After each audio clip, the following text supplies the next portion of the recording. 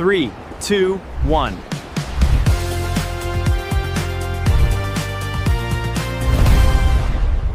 Tuscany is beautiful, actually ridiculously beautiful. But for us, a summer holiday without the sea somehow does not feel completely finished. So for the final 2 days of this Italian road trip, we packed the car, left the hills behind, and drove down towards the Ligurian coast.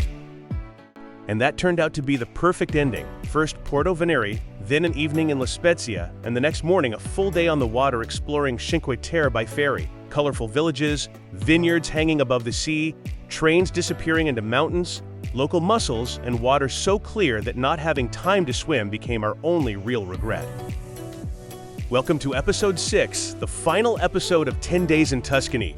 We've spent this trip surrounded by vineyards, medieval towns, and some of the most beautiful countryside in Italy.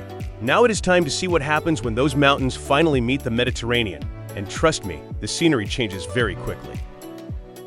We're now walking out towards the Church of San Pietro, one of Porto Venere's most dramatic landmarks. Built right on the rocky edge of the peninsula, it feels almost suspended above the Ligurian Sea, and these stone arches might have one of the best natural frames for a sea view anywhere in town. Honestly, whoever chose this location for a church clearly understood the importance of a good view. And that is exactly what makes Porto Venere so enjoyable to explore. There is no need to rush from landmark to landmark. Just follow the stone streets, climb whichever staircase looks interesting, and keep checking the views behind you. Around here, getting slightly lost is basically part of the itinerary.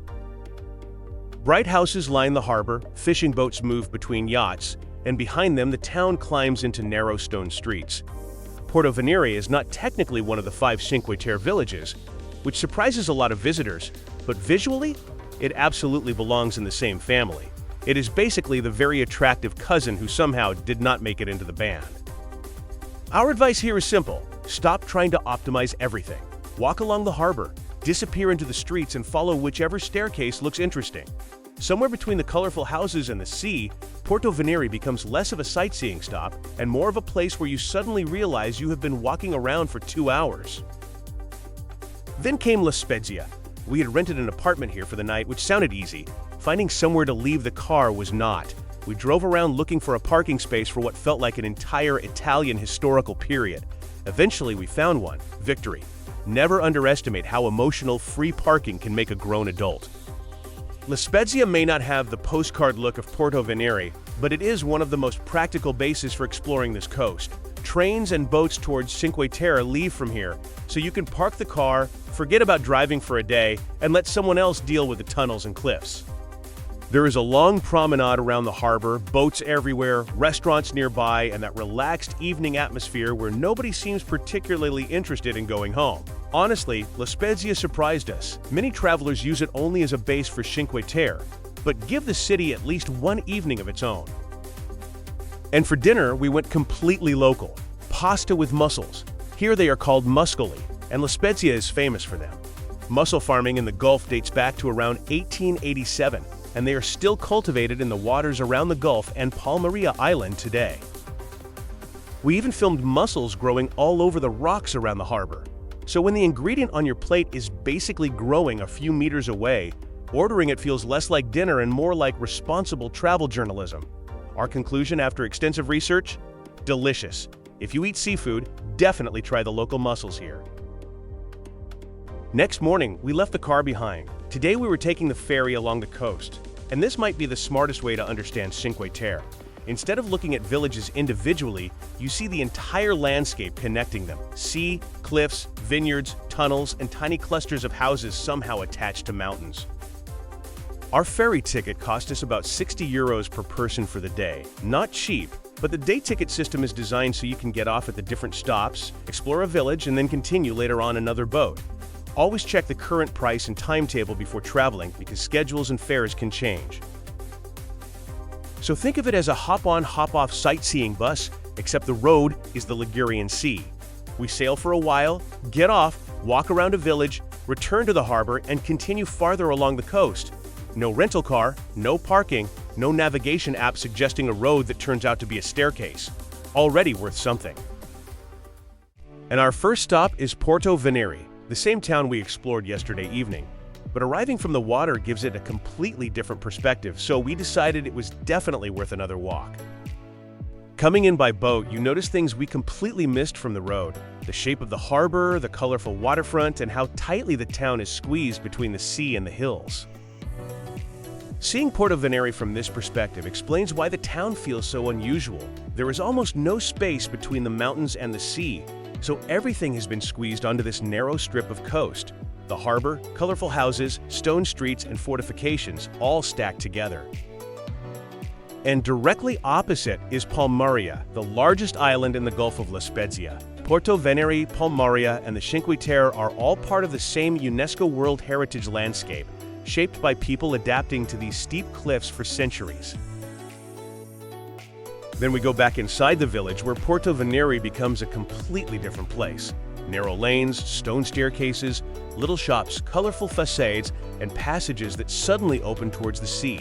The main rule here is simple: if a side street looks interesting, take it. And do not rush through just because Cinque Terre is waiting farther up the coast. Porto Venere deserves time of its own. In fact, one of the best things about it is having absolutely no idea where the next staircase leads and going up anyway. From up here, you really see how little flat land there is on this coastline. The towns are squeezed between steep green hills and the sea, with houses climbing wherever the terrain allows. Apparently, generations of Ligurians looked at these slopes and thought, yes, this seems like a perfectly reasonable place to build.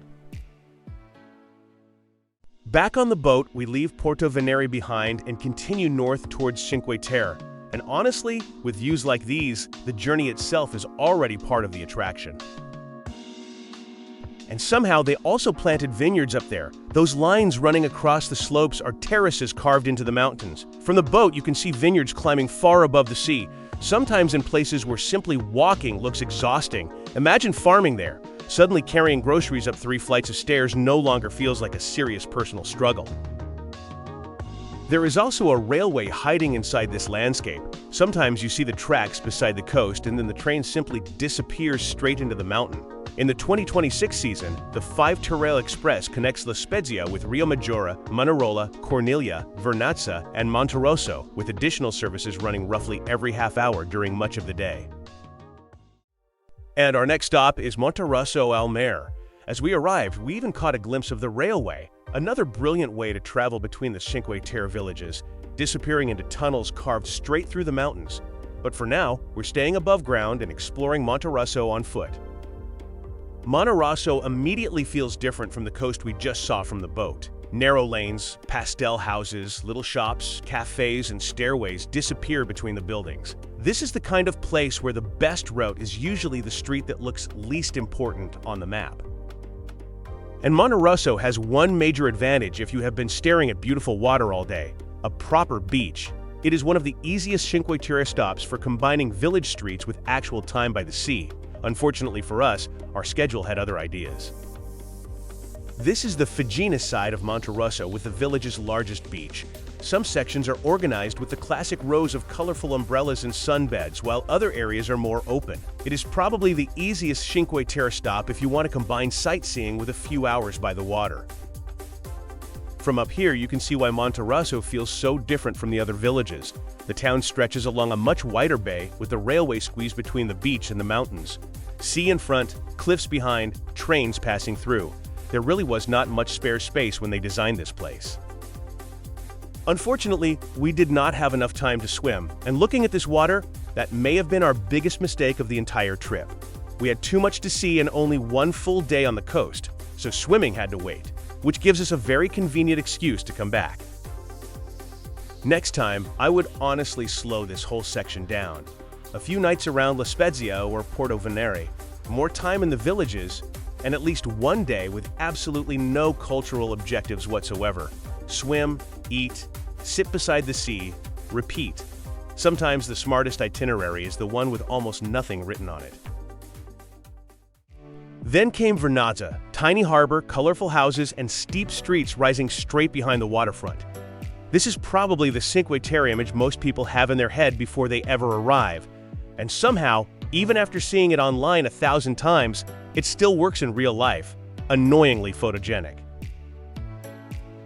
One useful warning: do not try to collect all 5 villages just because they are called Cinque Terre. You can easily turn an amazing day into a competition against train timetables. Pick the places you actually want to experience. Walk slowly, eat something, sit by the water. A village is more interesting than its railway platform. If you do want to hike, check the national park information on the day you go. The famous blue trail sections around Monterosso, Vernazza, and Cornelia are managed by the park, and access rules can change with weather, safety conditions, and crowd control measures. Old screenshots are not trail conditions. And apparently, every good Italian cafe comes with its own supervisor. This cat quietly took a seat next to us, inspected the situation, and then decided that doing absolutely nothing was the best possible plan. Honestly, after a full day of boats, villages, and staircases, I completely understood him. Find a shady spot, lie down, and let everyone else do the sightseeing. Then we get back on the boat for the return journey, and I think this was actually my favorite part. You are no longer rushing towards another stop. You simply sit there and watch everything slide past. Villages, cliffs, vineyards, tunnels, boats, and ridiculously blue water. This coastline is almost designed to make you miss your return flight. The ferry operator also warns that services depend on sea and weather conditions, so keep your schedule flexible.